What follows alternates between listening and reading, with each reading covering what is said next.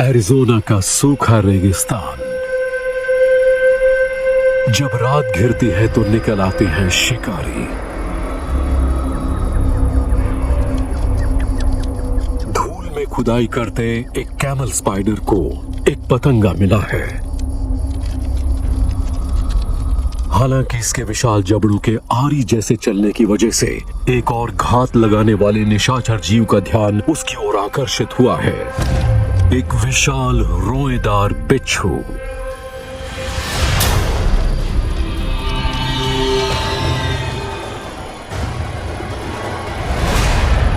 बिच्छू जहर का एक बड़ा खतरनाक मिश्रण शिकार में छोड़ते हैं और इनका बड़ा भयानक असर होता है। पर क्या वो उत्तर अमेरिका के सबसे जानलेवा जीव हैं?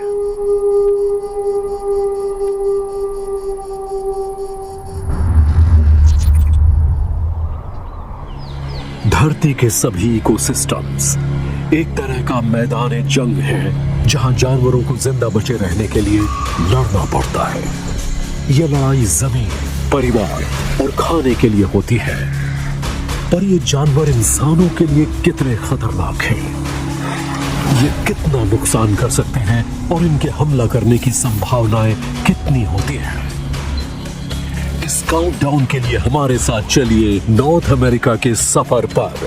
पता लगाइए कि इनमें से हर एक कितना खतरनाक है और कौन है इनमें से सबसे ज्यादा।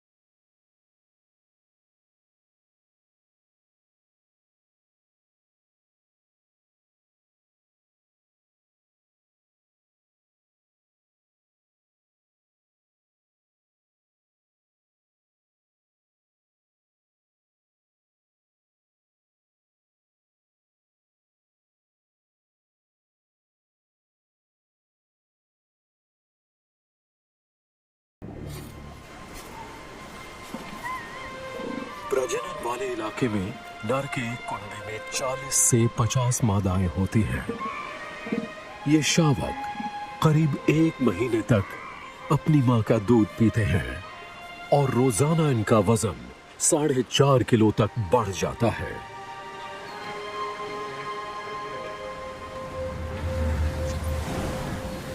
विशाल नरों का वजन 4 टन तक हो सकता है। इनकी इस विशाल काया में ढेर सारी चर्बी होती है और मांसपेशियां जो इन्हें ताकत देती हैं। इनके लंबे और नुकीले शिकारी दांत बहुत ही भयानक हो सकते हैं। ये हमलावरों को डराने या फिर इलाके के लिए लड़ाई में काम आते हैं।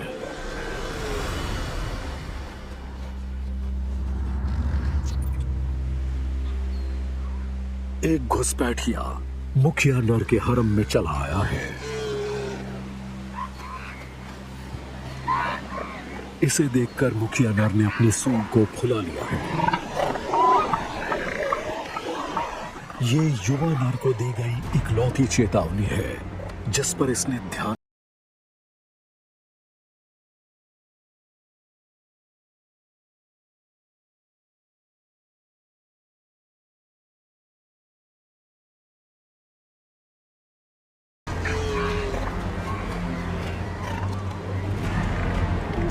सख्त चमड़ी वाली मोटी गर्दन पर इस हमले का ज्यादा असर नहीं होता।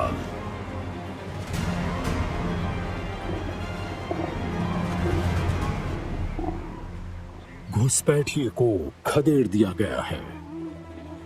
युवा नर खुशकिस्मत है। ऐसी हर लड़ाई में दोनों नर जिंदा नहीं बचते। इतने भारी वजन और चाकू जैसे धारदार दांतों की वजह से एलिफेंट सील इंसानों के लिए नॉर्थ अमेरिका के सबसे मजबूत जानवरों में से एक है।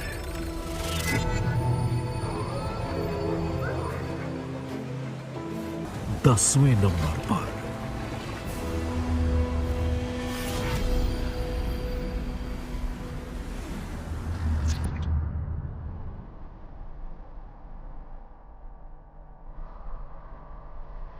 अलास्का, ग्लेशियर्स, झीलों, पहाड़ों और आर्कटिक टंड्रा वाला इलाका। यहां तापमान -45 डिग्री सेल्सियस तक गिर सकता है। ऐसी बर्फीली सर्दी यहां करीब 8 महीने तक रहती है, जिससे निपटने के लिए यहां के जानवरों ने खुद को खास तौर पर ढाल लिया है।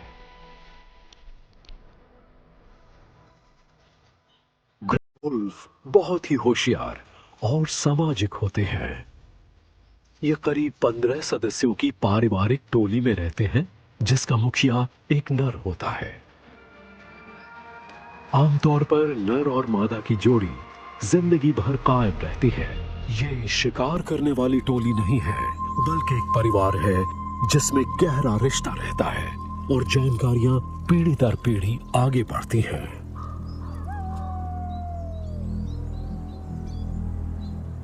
भेड़िए गुर्रा कर लंबी दूरी तक संवाद करते हैं। इस तरह टोली के सदस्यों को वापस बुलवाया जाता है या फिर किसी घुसपैठिए को सबक सिखाया जाता है। भेड़िए बहुत ही माहिर हमलावर होते हैं। इनकी सूंघने की ताकत इंसानों से 100 गुना ज्यादा होती है। इनकी आंखें बहुत संवेदनशील होती हैं और ये रात को भी देख सकते हैं। इनके रेटिना के पीछे एक परत होती है जो आईने की तरह काम करती है, जिससे मध्यम रोशनी रेटिना पर जाती है और इस तरह कम रोशनी वाले हालात में भी भेड़िए अच्छी तरह देख पाते हैं।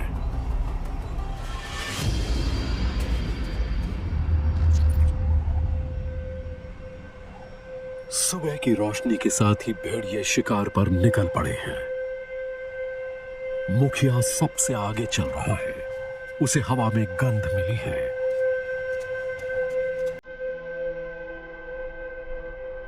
ये टोली बहुत लंबी दूरी से शिकार को पहचान सकती है और उसका पीछा कर सकती है। कई दिन तक पीछा करके ये शिकार को थका डालते हैं और फिर उसका शिकार करते हैं। इनके पैरों की उंगलियां दौड़ते समय चौड़ी हो जाती हैं, जिससे बर्फीली सतह पर इन्हें जरूरी कर्षण मिलता है।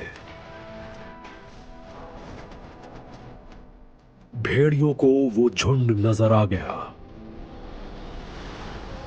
एल्क आक्रामक हो सकती हैं और इनका वजन करीब 500 किलो तक होता है। भेड़ियों का पैंतरा यह होता है कि वो बछड़ों को अलग थलग कर ले। बर्फ में भेड़िए अपनी रफ्तार से एल्क को चकमा दे देते हैं।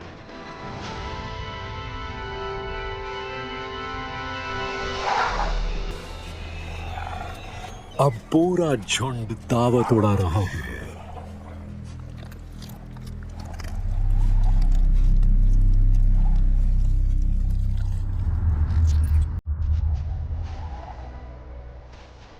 रफ्तार, होशियारी और झुंड में सदस्यों की तादाद के सहारे भेड़िए इंसानों को मार सकते हैं।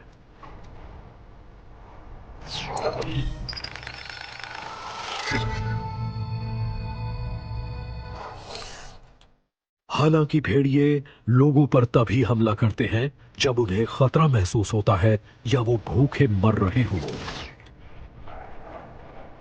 नॉर्थ अमेरिका में अब तक भेड़ियों के इंसानों पर सिर्फ 21 जानलेवा हमले ही दर्ज किए गए हैं। पूरे नॉर्थ अमेरिका में 78,000 भेड़िए हैं और ये होशियार शिकारी जीव नॉर्थ अमेरिका के सबसे खतरनाक जानवरों की लिस्ट में 9वें नंबर पर है।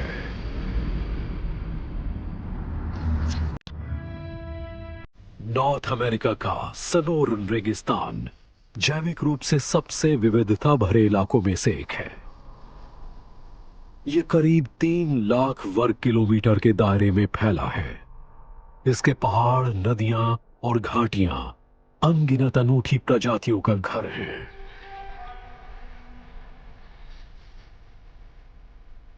और इनमें शामिल है अमेरिका की सबसे बड़ी छिपकली हिला मॉन्स्टर।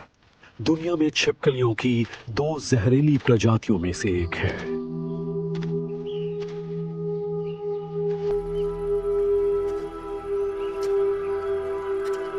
रेगिस्तान की रेत में भटकने वाले हीला मॉन्स्टर का मूत्राशय बहुत ही अनूठा होता है। इसमें बड़ी मात्रा में पतली पेशाब जमा की जा सकती है।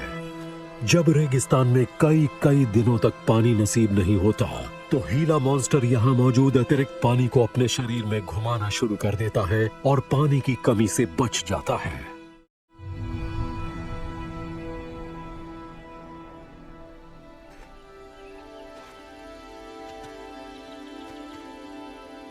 इस छिपकली की नजरें कमजोर होती हैं, पर इस कमी को ये सूंघने की अपनी बेमिसाल काबिलियत से पूरा कर लेती है।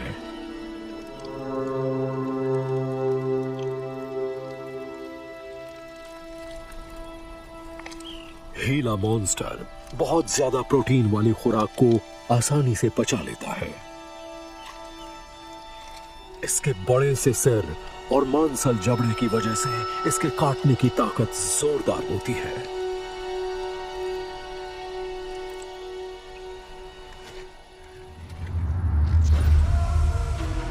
बचाव के लिए हीला मॉन्स्टर एक जहर का इस्तेमाल करता है।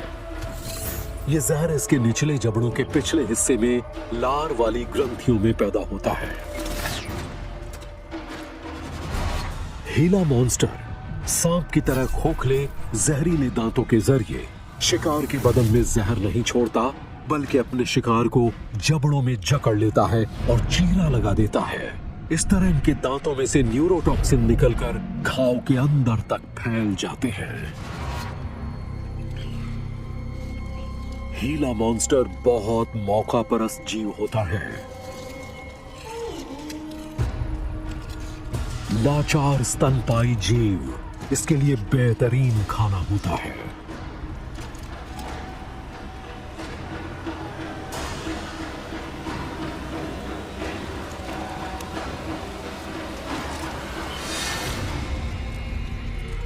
रेंगने वाला ये जीव पूरे साल में बहुत कम बार कुछ खाता है।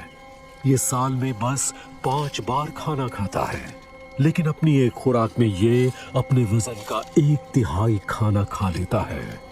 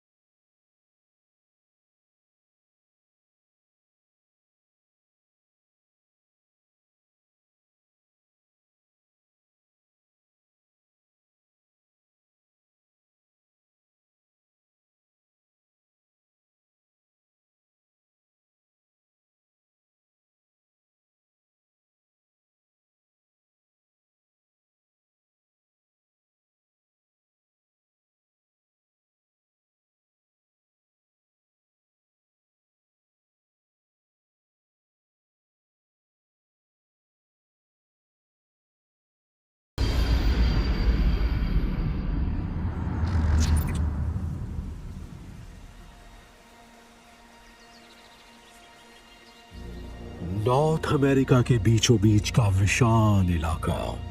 यहाँ प्रेरीज मैदान छाए हुए हैं, घास के मैदानों वाला एक ठंडा गर्म इलाका जहाँ झाड़ियां हैं और जंगली फूलों की भरमार है। यहाँ नॉर्थ अमेरिका के सबसे बड़े इलाकाई जीव का राज चलता है।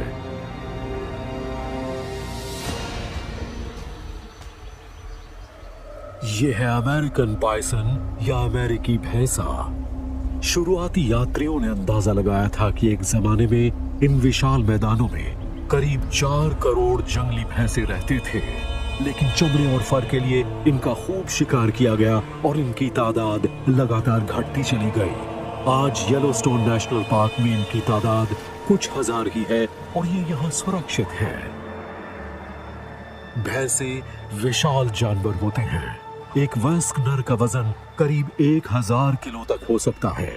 दिखने में ये भले ही शांत और ढीले ढाले लगे, पर ये हकीकत नहीं है।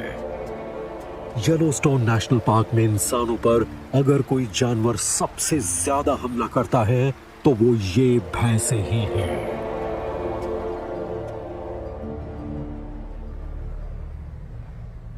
सर्दियों में खाने की कमी हो जाती है।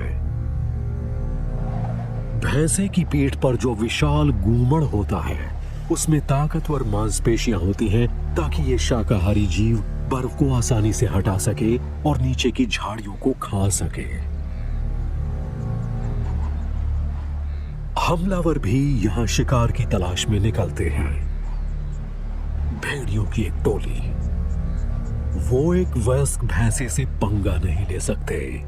वो कुछ ज्यादा ही विशाल और ताकतवर होता है, इसलिए ये इनकी टोली के किसी कमजोर और छोटे जानवर की तलाश में रहते हैं।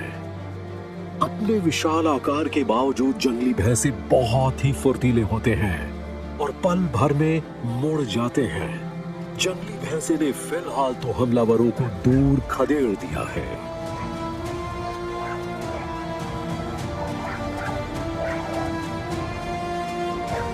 मगर भेड़ियों का दल मौके की तलाश में जुटा हुआ है। और जब यह समझ में आ गया कि भैंसों की टोली के सुरक्षा घेरे को तोड़ा नहीं जा सकता, तो वो अपनी टोली को लेकर यहां से चले गए। जंगली भैंसे का सबसे बड़ा हथियार है इनके सींग। ये कैराटिन से बने होते हैं और चाकू जैसे धारदार होते हैं।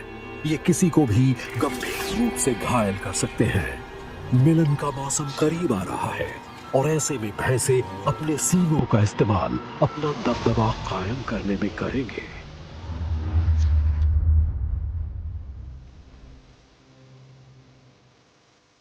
आक्रामक होने के बावजूद जंगली भैंसों और इंसानों का कोई आमना सामना नहीं होता। आमतौर पर ये हमला नहीं करते और इनके हमलों में बहुत कम इंसानों की जान गई है। साल 2000 से 2015 के बीच सिर्फ 25 लोगों ने इनके हमलों में जान गंवाई है। हालांकि जंगली भैंसे के हमले से गंभीर चोटें लग सकती हैं, पर जान तो नहीं जाती। ये दूर से ही खबरदार कर देते हैं। ये इंसानों को मारना नहीं चाहते।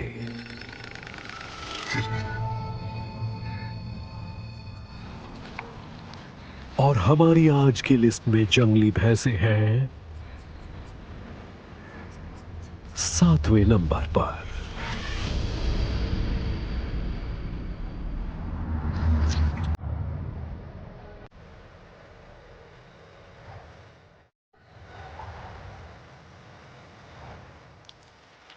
वसंत ऋतु में अलास्का। यहां दूर तक पसरी बर्फ की चादर अब पिघलनी शुरू हो गई है। इस इलाके में आया ये बदलाव जानवरों को गहरी नींद से जगा देता है। यहां के चोटी के हमलावर 6 महीनों की शीत निद्रा से जाग जाते हैं। ये है एक मादा ग्रिजली बेयर और इसके बच्चे। इस भालू के करीब आधे बच्चे तो पहले ही साल में बीमारियों, भूख और वयस्क नर ग्रिजली भालुओं के हमलों में खत्म हो जाते हैं। मां हर हालत में अपने सारे हथियारों का इस्तेमाल करके बच्चों की जान बचाती है।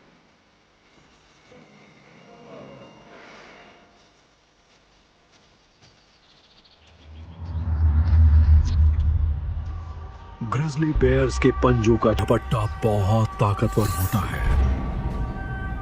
इनके पंजों में मोटे और चाकू जैसे धारदार नाखून होते हैं, जिनका आकार इंसान की उंगलियों जितना बड़ा होता है।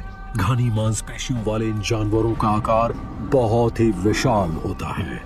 इसके जरिए ये सहनशील भी रह पाते हैं और बहुत आक्रामक भी।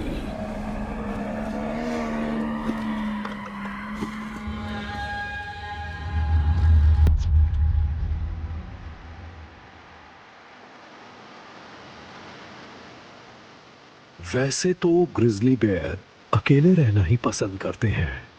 अलास्का में एक शानदार घटना घटित होती है जिसकी वजह से ये एक खास इलाके में जमा होते हैं। गर्मियों में यहाँ सैमन मछलियों की भरमार हो जाती है। लाखों मछलियां नदी की धारा के विरुद्ध तैरकर अपने इलाके में लौटती हैं। और इस तरह इन ग्रिजली बेयर्स के बच्चे मछलियां पकड़ना सीखते हैं।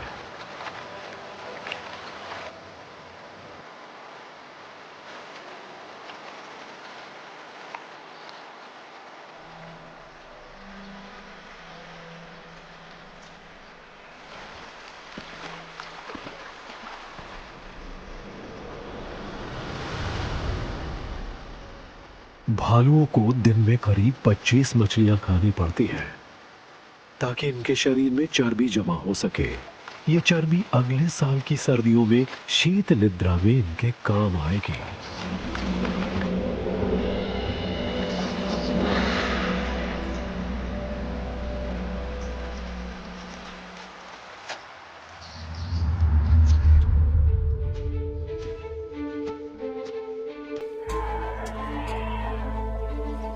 अगर कोई ग्रिजली बेयर खतरा महसूस करता है या फिर उसे उकसाया जाता है तो वो डट जाता है और जोरदार मुकाबला करता है।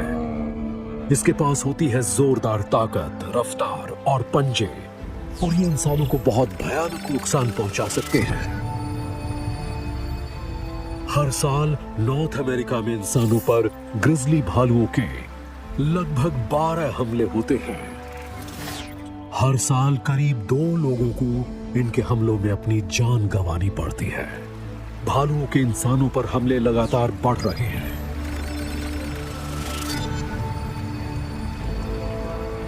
इसलिए ग्रिजली बेयर नॉर्थ अमेरिका के सबसे खतरनाक जानवरों की हमारी लिस्ट में है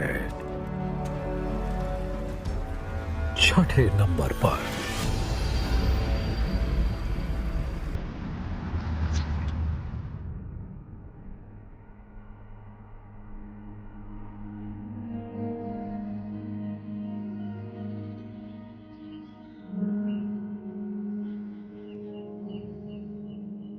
महावी रेगिस्तान धरती पर अब तक का सबसे ज्यादा तापमान यहीं रिकॉर्ड किया गया था, 56.6 डिग्री सेल्सियस। लेकिन विरोधाभास देखिए कि सर्दियों में यहाँ का तापमान -6 डिग्री तक पहुंच जाता है। इस मुश्किल इलाके में पाया जाता है एक छिपा हुआ शिकारी जिसने यहां फलने फूलने के लिए अपने आप को बदल लिया है। रैटल स्नेक की 33 प्रजातियां हैं जिन्हें कैरेटिन से बने इनके खोखले और खांचेदार रैटल के आधार पर अलग अलग बांटा गया है। ये रैटल इनकी दुम के सिरे पर होता है। 3 ताकतवर मांसपेशियां इसकी पूंछ को 1 सेकंड में 100 बार हिलाती हैं और तब आती है इनकी आवाज।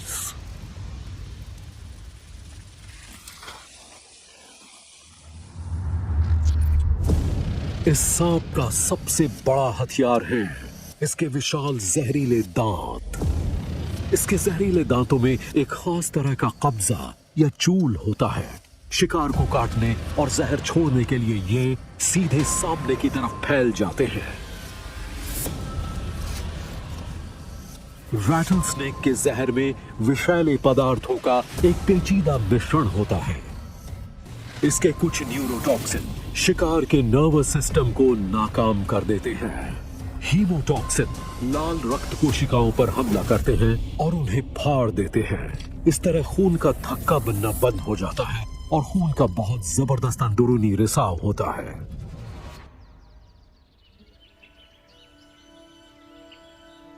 दिन की गर्मी में डायमंड बैक रैटल स्नेक जमीन के अंदर छिप जाते हैं, पर जब अंधेरा घेरता है तो ये शिकार के लिए निकलते हैं।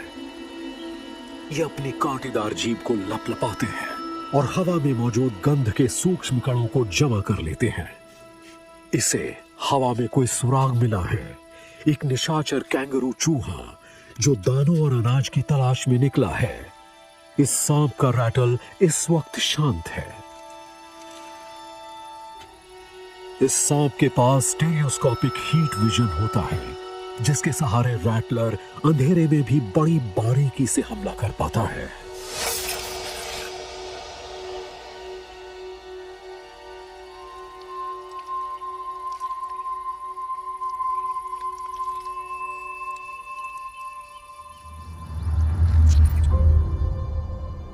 पूरे एरिज़ोना में हर साल तकरीबन 150 लोगों को रैटल स्नेक काटता है।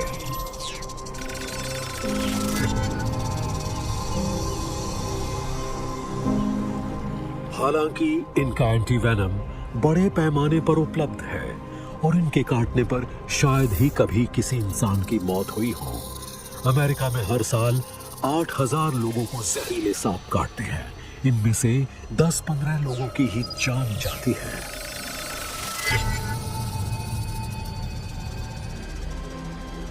रैटल स्नेक नॉर्थ अमेरिका के सबसे खतरनाक जीवों की हमारी लिस्ट में 5वें नंबर पर है।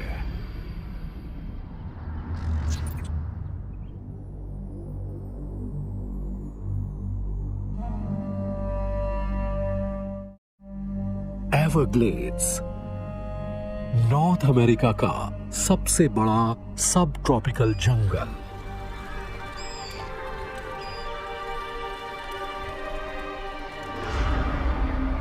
यहाँ के विशाल जलाशय और गुनगुना तापमान एक खतरनाक शिकारी के लिए बहुत ही सही हालात तैयार करता है। करीब 3.7 करोड़ सालों से धरती पर घात लगा रहा है घड़ियाल।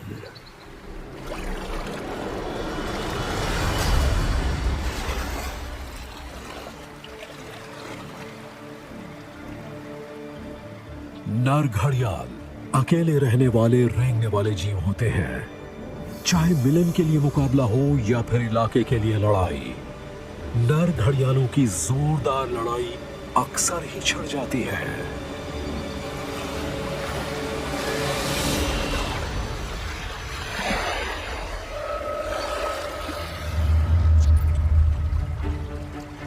इनके जबड़े धरती के सबसे ताकतवर जबड़े माने जाते हैं। इनमें करीब 80 शंकुनुमा नुकीले दांत होते हैं, जिनकी लंबाई करीब 2.5 सेंटीमीटर होती है। घिस जाने पर ये नए उगाते हैं। एक घड़ियाल अपनी जिंदगी में करीब 3000 दांत उगा सकता है।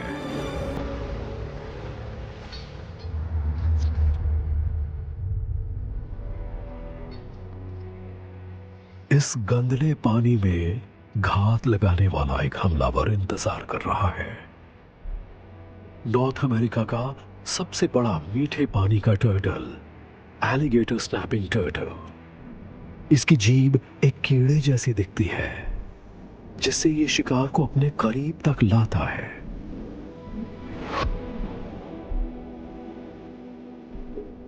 लेकिन ये कछुआ इस दलदली इलाके का चोटी का हमलावर नहीं है। घड़ियाल की नजरें कमजोर होती हैं, पर इसके कान बड़े तेज होते हैं और पानी में हल्के कंपनों को भी सुन सकते हैं। घड़ियाल को कछुए की मौजूदगी का पता चल गया और ये चल पड़ा है।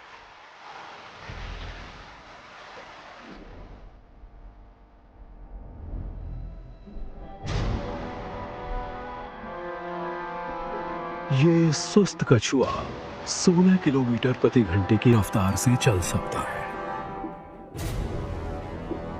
घड़ियाल की ताकतवर दुम और इसकी छरहरी सुडौल काया के सामने ये कुछ भी नहीं है। हालांकि कछुए का कवच बहुत ही कड़ा होता है, पर यह घड़ियाल के जबड़ों के सामने टिक नहीं सकता। घड़ियाल के जबड़े 21 किलोमीटर प्रति वर्ग सेंटीमीटर की ताकत पैदा करते हैं।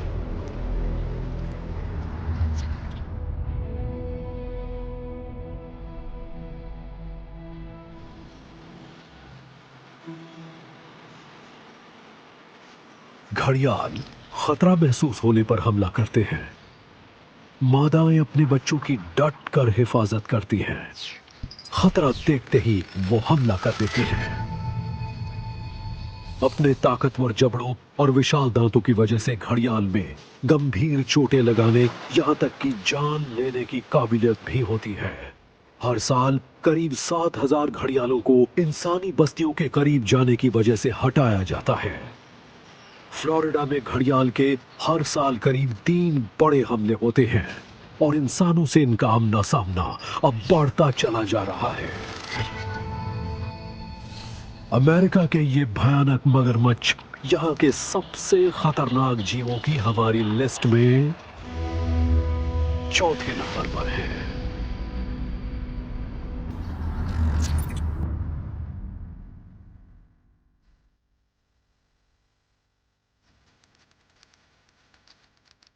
रेगिस्तान एक भयानक इलाका होता है।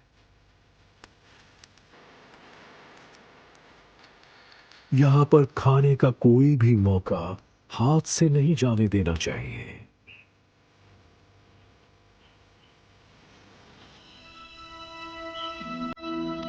रेगिस्तान के एक हमलावर ने शिकार करने की अपनी काबिलियत को बीते 40 करोड़ सालों में काफी बेहतर बना लिया है। बिच्छुओं की 2000 प्रजातियां होती हैं और सभी जहरीली होती हैं, लेकिन इनमें से 30-40 ही इंसानों के लिए जानलेवा होती हैं। नॉर्थ अमेरिका के सूखे जंगली इलाके में ऐसे 2 जहरीले हमलावर रहते हैं।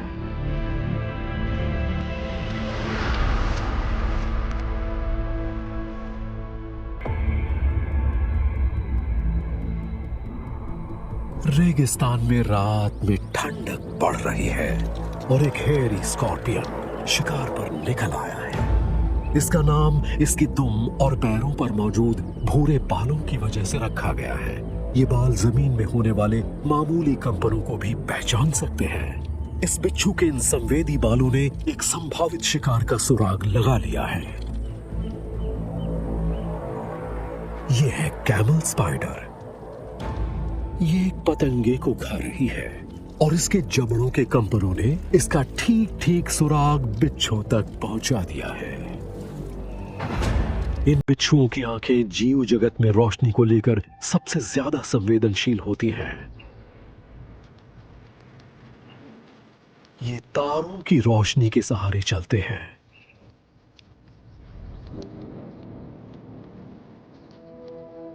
बिच्छू ने अपने शिकार को देख लिया है।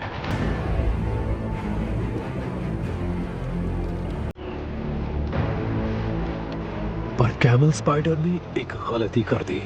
वो भागने की बजाय अपनी जगह पर डटी हुई है।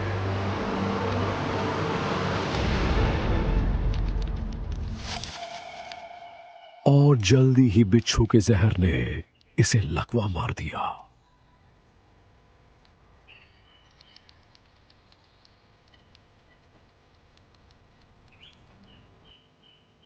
इसने अपने शिकार के अंदर पाचक रस भेज दिए ताकि वो अंदर से एकदम तरल हो जाए।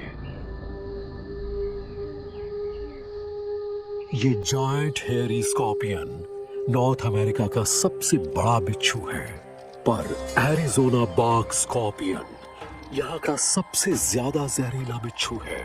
ये धीरज से घात लगाता है और कई महीनों तक बिना पानी के रह लेता है। ये ज्यादातर नमी अपने शिकार से हासिल करता है। ये अपनी जहरीली दुम को तैयार कर रहा है। ये बार बार हमला कर रहा है। ये कीड़े के कड़े बाहरी ढांचे में बीच के हिस्सों पर हमला कर रहा है, जहां नरम ऊतक तक मौजूद है और इनमें जहर आसानी से अंदर चला जाता है। सारे बिच्छुओं की तरह यह तय करता है कि हर बार डंक मारने पर कितना जहर छोड़ा जाए।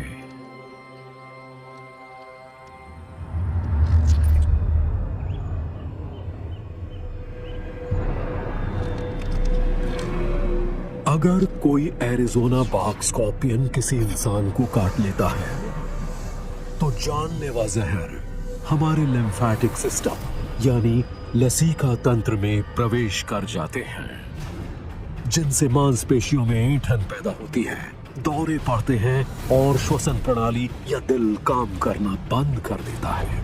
इसके लक्षण कई दिनों तक चल सकते हैं और बहुत ही कम मामलों में मौत भी हो सकती है। गलती से इनके ऊपर पैर पड़ जाए या इंसान इन्हें छू ले तो बचाव में ये बिच्छू हमला कर देते हैं। हर साल हजारों इंसान इन बिच्छुओं के शिकार बनते हैं।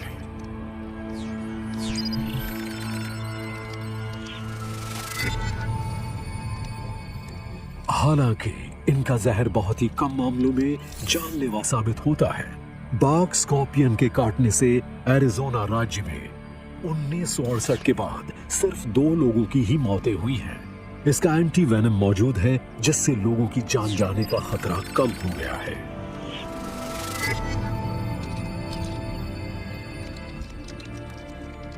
ये प्राचीन रेगिस्तानी शिकारी नॉर्थ अमेरिका के सबसे खतरनाक जीवों की लिस्ट में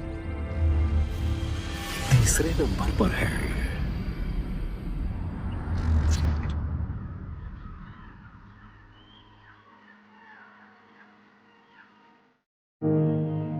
ब्रिटिश कोलंबिया कनाडा के प्रशांत किनारे पर बसा है। इसके 3/4 इलाके को पहाड़ों ने ढक रखा है। यहाँ के नरम और गीले मौसम की वजह से यहाँ है टेम्परेट जंगल, और इनमें से कुछ पेड़ 60 मीटर तक ऊंचे हो सकते हैं। आमतौर पर जंगलों में रहने वाले मूस हिरण परिवार के सबसे बड़े सदस्य हैं। हालांकि ये भोले भाले नजर आते हैं, पर होते बड़े खतरनाक हैं।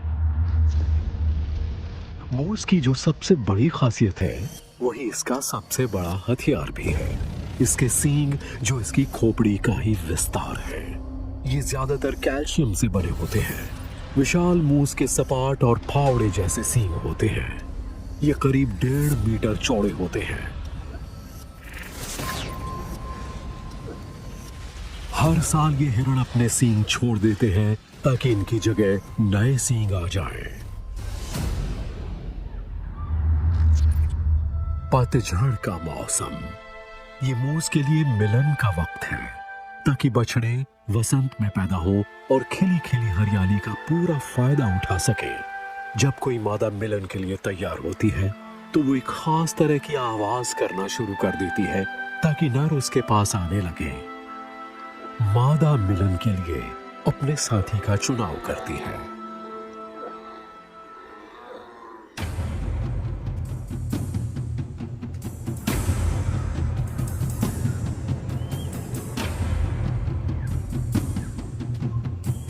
इससे मिलन की उम्मीद में नर एक दूसरे से अपने सींग उलझा लेते हैं, एक दूसरे को आगे पीछे धकेलते हैं, अपने विरोधी की ताकत आजमाते हैं।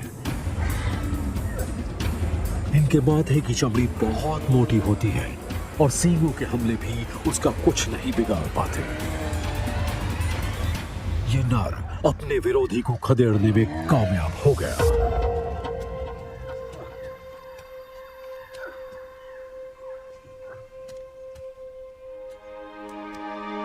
जो जीतता है मादा उसी की होती है।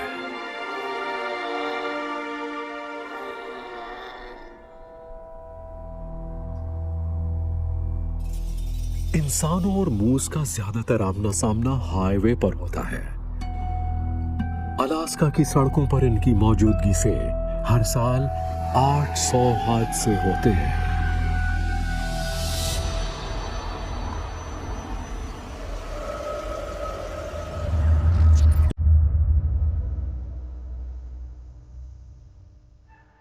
अलास्का में जितने भी विशाल हमलावर हैं, उनमें भालू और भेड़ियों को भी शामिल कर लिया जाए और इन सब को मिला दे तो इससे भी ज्यादा हमले यहाँ इंसानों पर मूस करते हैं।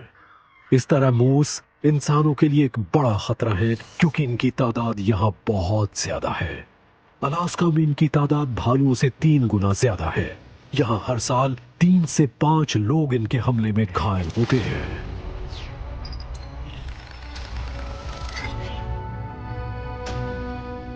भोला भाला दिखने वाला मूस नॉर्थ अमेरिका के सबसे खतरनाक जीवों की हमारी इस लिस्ट में दूसरे नंबर पर है।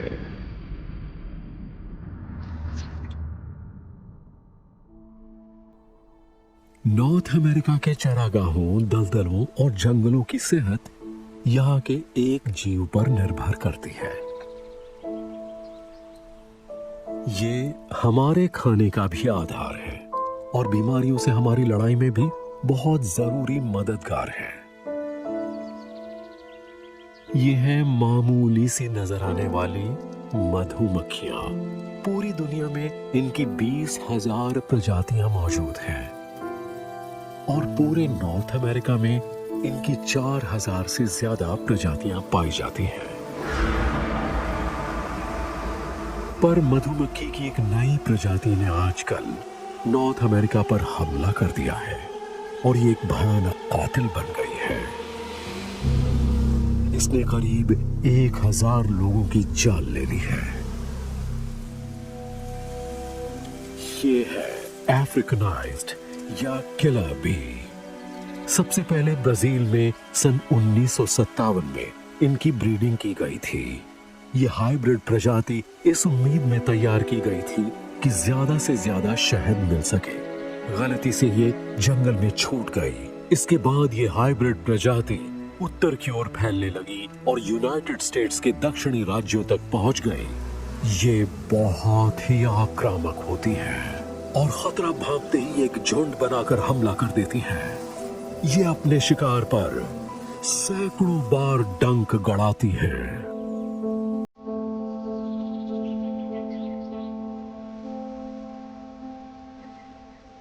मधुमक्खियां फूलों, फलों और सब्जियों के परागण में बड़ी अहम भूमिका निभाती हैं।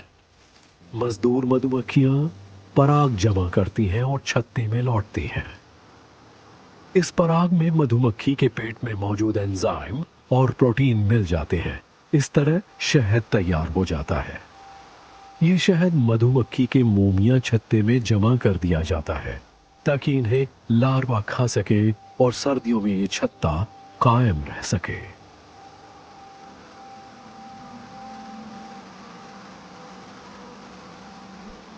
छत्ते में करीब 200 पहरेदार मधुमक्खियां होती हैं। जब छत्ते पर कोई खतरा मंडराता नजर आता है तो पहरेदार मधुमक्खियां घुसपैठिए पर हमला कर देती हैं ताकि उसे मार डालें या दूर खदेड़ दें।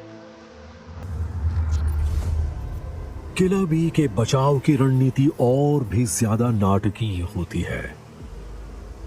ये कंपनों को पहचान सकती हैं और खतरा भांपते ही बहुत ज्यादा पहरेदार मधुमक्खियों को भेज देती हैं, तकरीबन 2000 मधुमक्खियों को।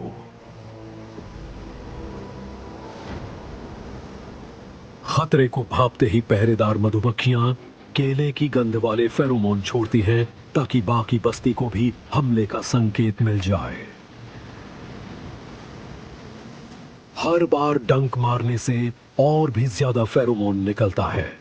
इस तरह और भी ज्यादा मधुमक्खियां हमले के लिए निकल पड़ती हैं। इनके विशाल गुबार में 3 से 8 लाख मधुमक्खियां तक देखी गई हैं।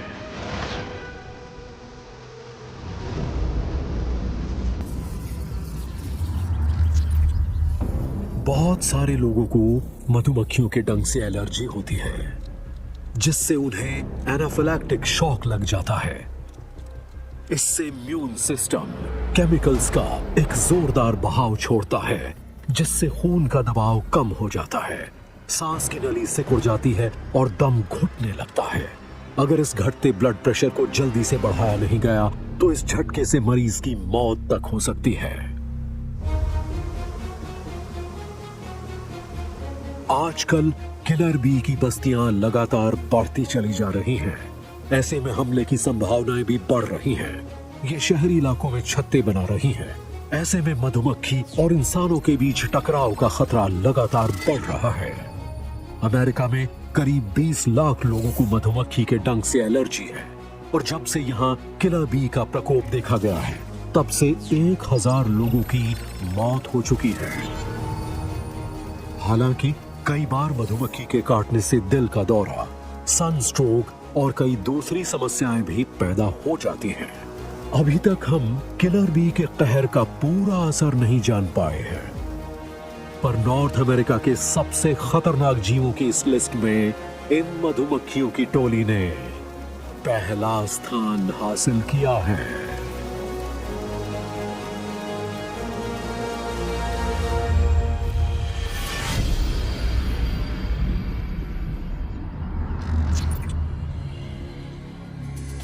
चाहे ग्रिजली बेयर की जोरदार ताकत और रफ्तार हो, ग्रे वुल्फ की टोली की रणनीति, हिला मॉन्स्टर का काटना या बिच्छू का जानलेवा जहर,